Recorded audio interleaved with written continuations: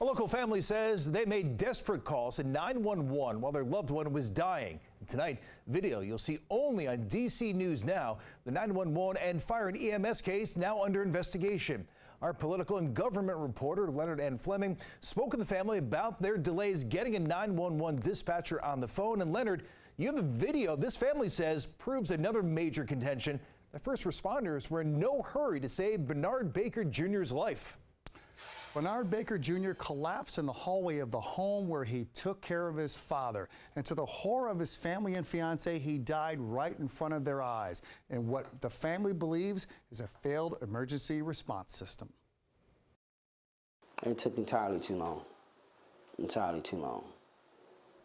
I always said it cost my brother his life. This is Kevin Baker, who frantically gave chest compressions to his dying brother, 42-year-old Bernard Baker Jr., in the wee hours Sunday morning. Bernard's father and fiance say they waited crucial minutes for a DC 911 dispatcher to answer their calls, starting at 3:22 and 3:24 a.m. No one came on the phone, it's like you figure when you think of 911, that's an emergency. At 3:27, the fiance was routed to the automated system for at least 2 minutes, she says. Please hold for dispatcher, please hold for dispatcher. Because of questions raised by DC News Now, the situation is now under investigation by both the DC 911 system and DC Fire and EMS Department. DC's troubled 911 call center has been under fire for years for botched and delayed calls that have led to death.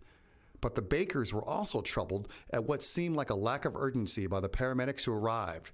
Sade Hardy is Baker's fiance. On the phone, get downstairs. I goes outside. I'm still on the phone with him outside. Someone pull up. No ambulance pull up with him, but the fire department. He walked up. I say, where is the fire ambulance? At 3:33, you can see the first fire truck arrive. Then 40 seconds later, an ambulance.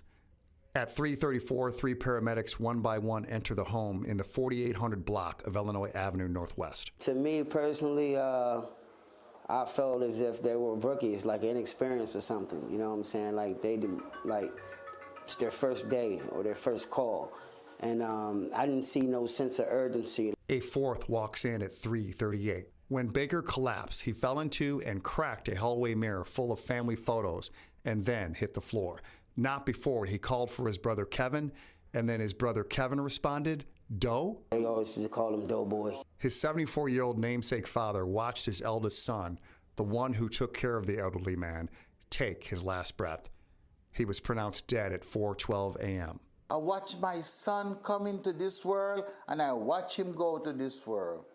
DC Auditor Kathleen Patterson says she noted in a scathing report in 2021 that the Office of Unified Communications was below national standards in terms of response times for answering 911 calls. The 2 minutes or 3 minutes to pick up a 911 call is absolutely not acceptable. As I mentioned, the national standards are 15 seconds to pick up the phone and answer that call. One major problem for the 911 call center, Patterson says, is staffing. 911, there's no more important public service, and if we are short staff, then we need to take action to do something about that. Now the Baker family is reeling from the death of a man they say always put others before himself. Probably the greatest guy I've ever met in my life. Joshua Baker is Bernard's youngest brother. Probably the only guy I've ever wanted to be like in my life. Just all around heart of gold. Now he's gone. Kevin Baker wants accountability. I feel as if, we shouldn't have an issue with 911. 911 should be treated as, a real emergency, and people need to take their job more seriously. Both DC Fire and EMS and the 911 call center departments expressed condolences to the Baker family and assured me they're investigating. A top fire department official met with the family today as part of that investigation. We will be watching this more closely for future developments. Reporting in the studio, Leonard N. Fleming, DC News Now. Back to you.